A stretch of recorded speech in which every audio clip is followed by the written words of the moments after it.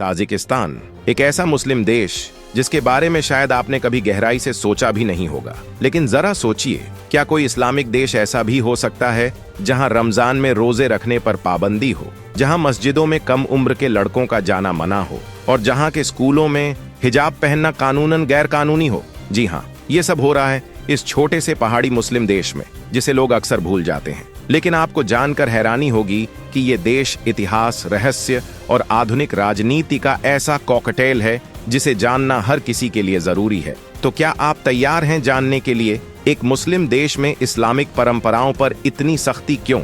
यहाँ के लोग कैसे जीते हैं इतनी बंदिशों के बीच? और क्या ये सब वाकई सरकार की कोई छिपी हुई रणनीति है? चलिए, आज की इस वीडियो में हम आपको लेकर चलते हैं ताजिकिस्तान की पहाड़ियों के बीच, वहां के सिस्टम के साए में और उन तथ्यों के करीब जो इंटरनेट पर भी ढूंढने से नहीं मिलते। ये है ताजिकिस्तान, एक ऐसा देश जो है मुस्लिम, पर मुसलमानों की तरह जीना यहाँ आसान नहीं। ताजिकिस्तान पहाड़ों में छुपा एक कड़वे सच और खूबसूरत विरासतों से भरा मुल्क। ताजिकिस्तान मध्य एशिया का एक छोटा लेकिन ऐतिहासिक और सांस्कृतिक रूप से गहरा देश, जहां की जमीन तो सीमाओं में बंधी है, लेकिन कहानियां आसमान से भी ऊपर जाती हैं। चारों ओर से ऊंचे ऊंचे पामीर और अलाई पर्वत इसे दुनिया की छत बना देते हैं, और यही वजह है कि इस देश को रूफ ऑफ द वर्ल्ड भी कहा जाता है। यह एक लैंडलॉक देश है जिसकी सीमाएं चीन, अफगानिस्तान, उज्बेकिस्तान और किर्गिस्तान से लगती हैं।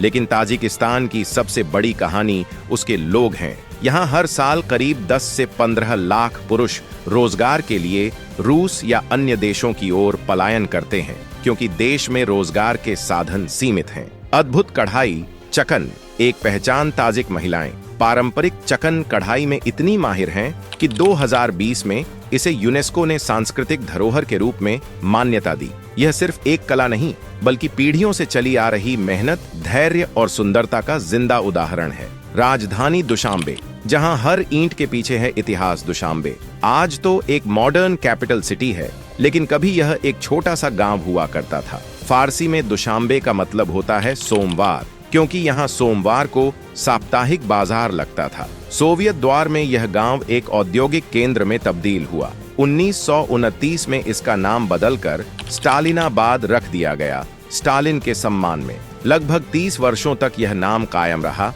फिर 1961 में इसे दोबारा दुशांबे कहा जाने लगा। आजादी और सिविल वॉर की कड़वी यादें। 1991 में सोवियत संघ के टूटने के बाद जब ताजिकिस्तान को स्वतंत्रता मिली तो उम्मीदें जगी, लेकिन जल्द ही 1992 में देश सिविल वॉर की आग में झुलस गया। 5 साल तक चले इस गृह युद्ध में करीब 20,000 से 50,000 तक लोग मारे गए और लाखों लोग अपने ही देश में शरणार्थी बन गए। हालांकि इन कठिनाइयों के बाद भी ताजिकिस्तान ने खुद को दोबारा खड़ा किया। आज का दुशांबे, पुराने जख्मों पर नए रंग। आज अगर आप दुशांबे की गलियों से गुजरें तो आपको हर मोड़ पर इतिहास और आधुनिकता का मेल दिखाई देगा। नेशनल म्यूजियम, नवरोज पैलेस जैसी भव्य इमारतें जहां देश की सांस्कृतिक विरासत को संभाले खड़ी हैं, वहीं सोवियत काल की इमारतें इस शहर की जड़ों की याद दिलाती हैं। रूद की पार्क, बोटेनिकल गार्डन जैसी हरियाली भरी जगहें शांति देती हैं, तो मेहरगॉन मार्केट जैसे स्थान ताजिक संस्कृति, व्यंजन और लोक जीवन से रूबरू कराते हैं। छुपी हुई सच्चाई, दोहरी तस्वीर। हालांकि ताजिकिस्तान मुस्लिम बहुल देश है, लेकिन यहाँ धार्मिक आजादी पर कई तरह की पाबंदियां भी हैं। रोजे, हिजाब, मस्जिदों में युवाओं की एंट्री, सब कुछ कानूनों के घेरे में है। दिखने में भले ही शांत और सुरम्य लगे, लेकिन इस देश के भीतर कई परतें हैं जो चौंकाती भी हैं और सोचने पर मजबूर भी करती हैं। ताजिकिस्तान का एरिया करीब 1,43,099 वर्ग किलोमीटर है और एरिया के हिसाब से ये दुनिया में 94वें नंबर पर आता है। यह पूरी तरह लैंडलॉक देश है, यानी समुद्र से इसकी कोई सीमा नहीं लगती। 93% हिस्सा पहाड़ों से घिरा हुआ है, जिनमें पामीर और अलाई पर्वत आते हैं। 2025 में यहाँ की आबादी करीब 1,05,00,000 मानी जा रही है और यह धीरे धीरे बढ़ रही है। आबादी में 85% ताजिक, 13% उज्बेक और थोड़े बहुत रूसी व अन्य समुदाय शामिल हैं। यहाँ 96% लोग मुस्लिम हैं, जिनमें ज्यादातर सुन्नी और कुछ शिया होते हैं, जबकि बाकी 4% में रूसी, ऑर्थोडॉक्स और दूसरे छोटे धार्मिक समूह हैं। मजेदार बात यह है कि इतनी मुस्लिम आबादी होने के बावजूद ताजिकिस्तान का संविधान इसे धर्मनिरपेक्ष देश घोषित करता है। यहाँ की मुख्य भाषा ताजिकी है, जो फारसी की तरह ही होती है और सिरिलिक लिपि में लिखी जाती है। इसके अलावा यहाँ रूसी भाषा का इस्तेमाल व्यापार और पढ़ाई में किया जाता है और कुछ इलाकों में उज्बेकी और किर्गिज भी बोली जाती है।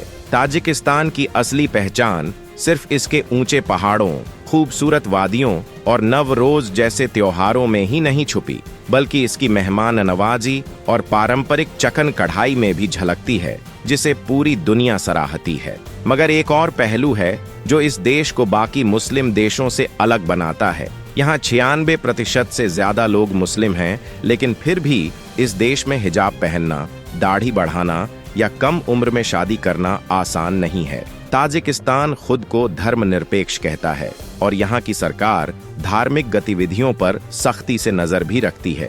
कागज पर तो ताजिकिस्तान एक मुस्लिम देश है, लेकिन हकीकत में यहाँ ऐसे कानून और पाबंदियां हैं जिन्हें जानकर कोई भी हैरान रह जाए। 2007 से यहाँ स्कूलों और सरकारी दफ्तरों में हिजाब पहनने पर रोक लगी हुई है। सरकार का मानना है कि इससे कट्टरपंथ पर लगाम लगाई जा सकती है और देश की सांस्कृतिक पहचान बचाई जा सकती है। 2016 में खटलोन इलाके में हिजाब बेचने वाली करीब 160 दुकानों पर ताले लगवा दिए गए। इतना ही नहीं, 2024 में ऐसी भी खबरें आईं कि अगर कोई तंग या काले कपड़े पहनकर नियम तोड़ता है तो उस पर लगभग 63,000 रुपये का जुर्माना भी लग सकता है। अब बात करते हैं दाढ़ी की। ताजिकिस्तान में दाढ़ी बढ़ाने पर कोई सीधा कानून तो नहीं है, लेकिन यहाँ की पुलिस अक्सर इसे कट्टरपंथ का प्रतीक मानकर कार्रवाई कर देती है। 2016 में खटलौन में 13,000 से ज्यादा पुरुषों की दाढ़ी जबरदस्ती कटवा दी गई थी। कुछ लोगों के लिए यह इतना अपमानजनक अनुभव था कि 2025 में एक ताजिक नागरिक ने सिर्फ इसलिए यूके में शरण मांगी क्योंकि उसे डर था कि दाढ़ी रखने पर उसे गिरफ्तार कर लिया जाएगा। अब सवाल उठता है, आखिर ऐसा क्यों हो रहा है? असल में ताजिकिस्तान ने करीब 70 साल तक सोवियत शासन का दौर देखा, जिसने यहाँ की धार्मिक गतिविधियों को काफी हद तक कमजोर कर दिया। और आज जब राष्ट्रपति इमोमाली रहमोन 1994 से सत्ता संभाले हुए हैं, उनका फोकस देश की पहचान को फारसी और ताजिक संस्कृति के रंग में रंगने पर है। उनके मुताबिक हिजाब और दाढ़ी जैसे प्रतीक ताजिक पहचान से मेल नहीं खाते,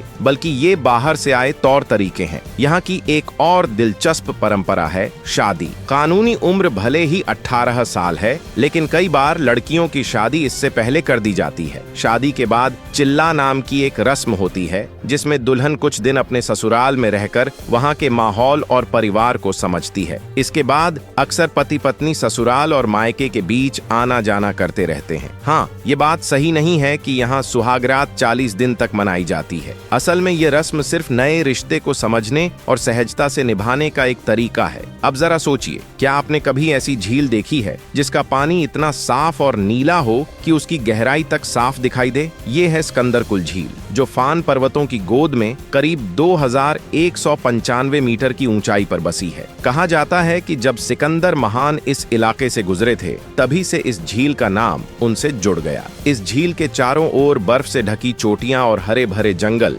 इसे किसी जन्नत जैसी खूबसूरती देते हैं, और जब सूरज की किरणें इसकी सतह पर पड़ती हैं, तो ऐसा लगता है जैसे पानी में सोना घुल गया हो। अगर किस्मत साथ दे तो यहाँ स्नो लेपर्ड और मार्को पोलो भेड़ जैसे दुर्लभ जानवर भी दिख सकते हैं। यहाँ की ठंडी ताजगी भरी हवा और शांति शहर की भागदौड़ से थके मन को सुकून देती है। गर्मियों में यहाँ का मौसम सुकून देने वाला होता है, जबकि सर्दियों में झील का हिस्सा जम जाता है। यहाँ के रंग बिरंगे फूल और घने जंगल इस जगह की खूबसूरती को और बढ़ा देते हैं। नेचर लवर्स और एडवेंचर के शौकीनों के लिए स्कंदरकुल किसी सपने से कम नहीं, जहाँ जाकर असली खूबसूरती का एहसास होता है। अब अगर आप ताजिकिस्तान जाएं तो नवरोज पैलेस देखना मत भूलिएगा। यह कोई आम इमारत नहीं, बल्कि ताजिक शान और उनकी कला का जीता जागता नमूना है। इसकी नींव 2009 में रखी गई थी और 2014 तक इसे खड़ा कर दिया गया। शुरुआत में इसे दुनिया का सबसे बड़ा चायखाना बनाने की योजना थी, लेकिन जैसे जैसे निर्माण आगे बढ़ा, यह एक शानदार सांस्कृतिक और सरकारी महल में बदल गया। नवरोज पैलेस ताजिक वास्तुकला का जीता जागता चमत्कार। दुशांबे की इस्माइल सोमोनी एवेन्यू पर स्थित नवरोज पैलेस पैलेस एक ऐसा स्थान है जहां कला, संस्कृति और भव्यता का अनोखा संगम देखने को मिलता है। पास ही की कोमसोमोल झील की चमचमाती नीली सतह जब सूरज की किरणों से मिलती है तो पैलेस की खूबसूरती और भी निखर जाती है। चारों तरफ फैले फव्वारे और हरियाली इसे किसी फिल्मी सीन जैसा बना देते हैं। इस विशाल परिसर की खासियत इसकी खूबसूरत नक्काशी और बारीकी से घड़ी गई डिजाइन में छुपी है। 40,000 स्क्वायर मीटर में फैली यह इमारत 12 अलग अलग हॉल्स और कई मंजिलों में बंटी है, जिन्हें देश भर के हजारों कारीगरों ने महीनों की मेहनत से सजाया है। 46 मीटर ऊंचा गुंबद इसकी भव्यता को 4 चांद लगाता है। अंदर प्रवेश करते ही गुलिस्तान, दिदौर, जरांदूद और अर्धंग जैसे हॉल आपका स्वागत करते हैं, जिनमें महोगनी और मेपल की लकड़ी, पामीर के पत्थर और ताजिक लोक कथाओं से प्रेरित मोज़ेक एक नई दुनिया जैसा एहसास देते हैं। नवरोज पैलेस महज एक भवन नहीं, बल्कि यह ताजिक पहचान और परंपरा का प्रतीक है। इसका नाम नवरोज यानी नया दिन, ताजिक नववर्ष और सांस्कृतिक पुनर्जन्म को दर्शाता है। यहाँ आकर ऐसा लगता है मानो ताजिकिस्तान की आत्मा आपके सामने जीवंत हो उठी हो। अब बात करें पामीर हाईवे की, जिसे M41 के नाम से भी जाना जाता है। पामीर हाईवे उन चुनिंदा सड़कों में शामिल है जो दुनिया की सबसे ऊंचाई पर बनी है। यह रास्ता ताजिकिस्तान की राजधानी दुशांबे से लेकर किर्गिस्तान के ओश शहर तक फैला हुआ है। कुल दूरी लगभग 1250 किलोमीटर। ये वही ऐतिहासिक मार्ग है जो कभी सिल्क रोड का हिस्सा हुआ करता था और आज भी यह बर्फीली चोटियों, गहरी घाटियों और नीली झीलों के बीच से होता हुआ एक अविस्मरणीय सफर देता है। हाईवे का सबसे ऊंचा बिंदु है अकबैताल पास, जिसकी ऊंचाई है 4655 मीटर। सोचिए, वहां खड़े होकर जब आप चारों ओर नजर डालेंगे तो कैसी नजारे होंगे। बादलों के नीचे, पहाड़ों के ऊपर। इस रास्ते से सफर करते समय वाखान कॉरिडोर के पार आपको अफगानिस्तान की सीमाएं भी साफ दिखाई देती हैं। अगर आप घूमने के शौकीन हैं और एडवेंचर आपकी रगों में दौड़ता है तो ये सफर